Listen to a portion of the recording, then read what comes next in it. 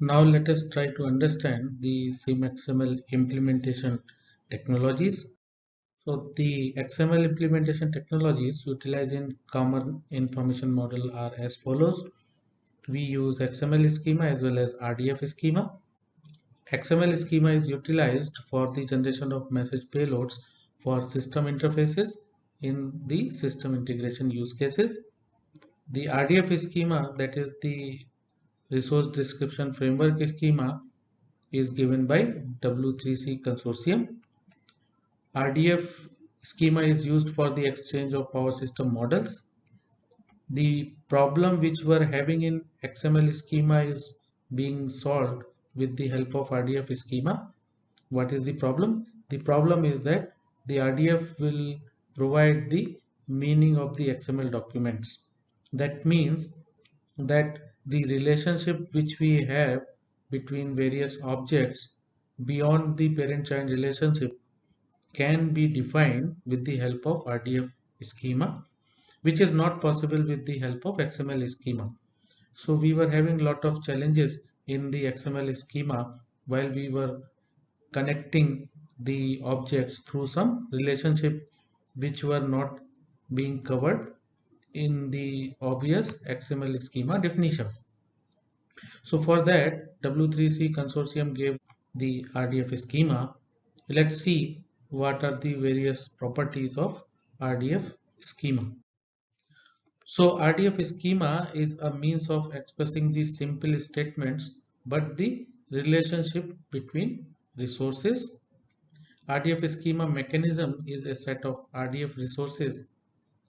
You can say RDF resources are nothing but the objects including properties and constraints on the relationship. So the constraints which are not possible to add in XML schema can be added with the help of RDF schema. RDF schema defines the application specific RDF vocabularies. RDF schema URI, that is Universal Resource Identifier, unambiguously identifies a single version of schema. RDF schema provides a means of showing the relationships between the elements which are beyond the parent-child relationship. So the schema contains the additional elements that go beyond the simple ID and resource attribute, because instead of simple ID we utilize the RDF ID, which helps in stabilizing the relationship between various elements. Now let us see the difference between UML, RDF schema and RDBMS. RDBMS is nothing but relational database management system. So we utilize various softwares for creating the RDBMS system, that is MS Access, Oracle, Microsoft SQL, and so on.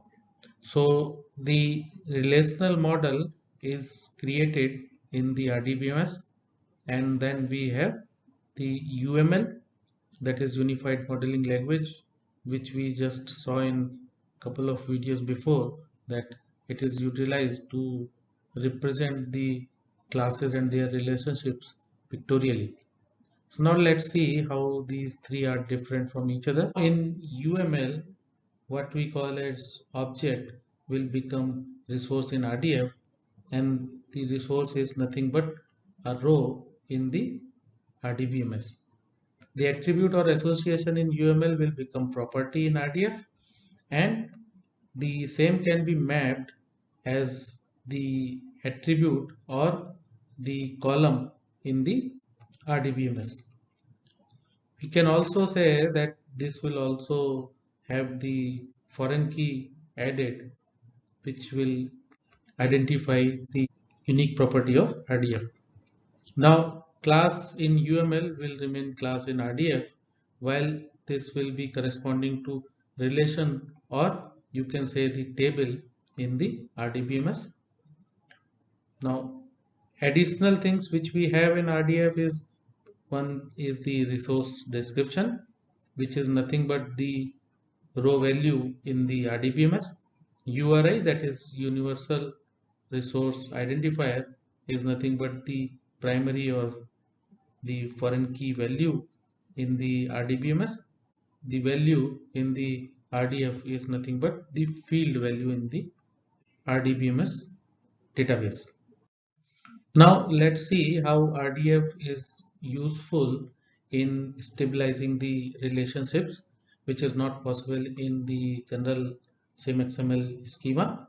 So in case of RDF, we utilize the RDF ID to stabilize the relationships between various equipments or the various elements.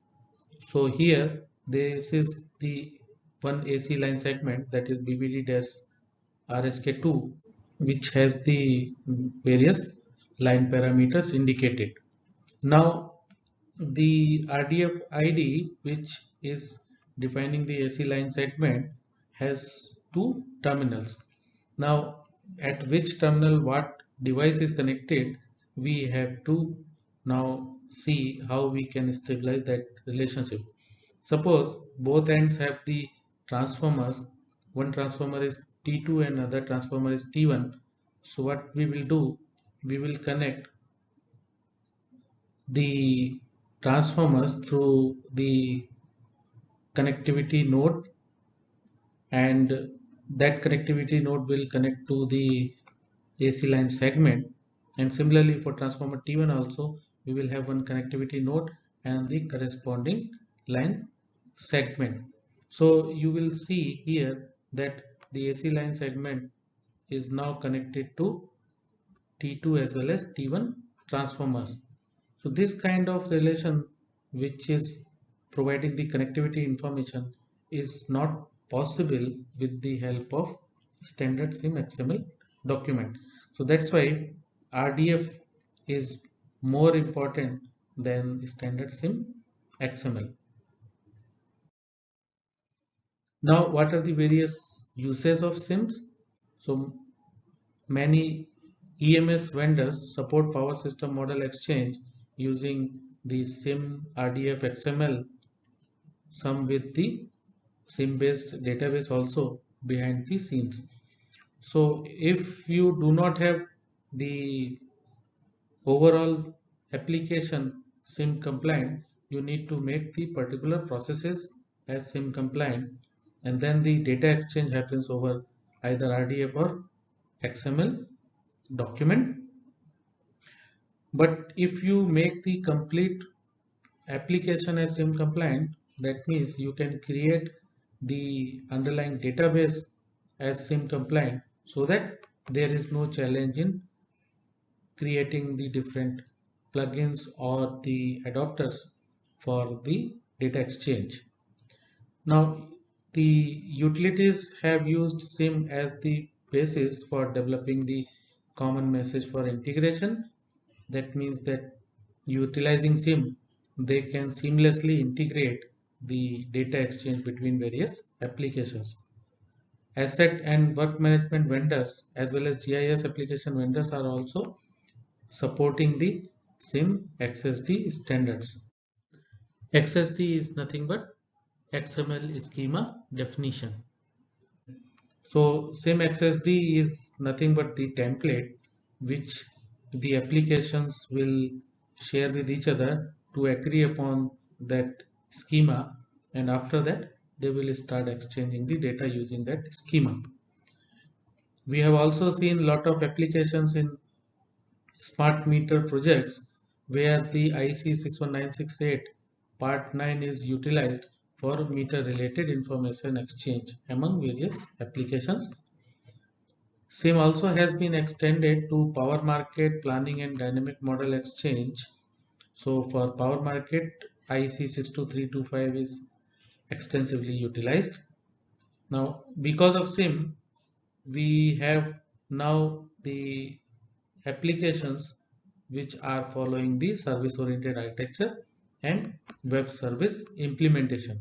So because of these service oriented architecture and the web service implementations, the system integrations utilizing various kind of IT as well as OT applications is very easy.